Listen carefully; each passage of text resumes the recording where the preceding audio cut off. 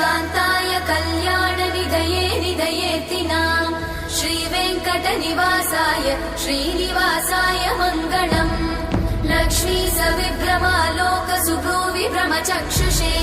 चक्षुषे सर्वलोकानां वेङ्कटेशाय मङ्गलम् श्रीवेङ्कटाद्रिशृङ्गाग्रमङ्गलाभरणाङ्गये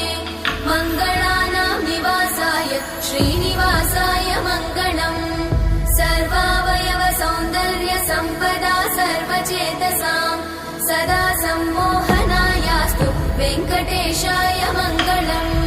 नित्याय निरवध्याय सत्यानन्दचिदात्मने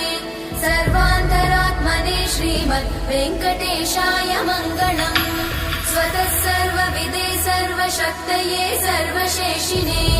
सुलभाय सुशीलाय वेङ्कटेशाय मङ्गलम्।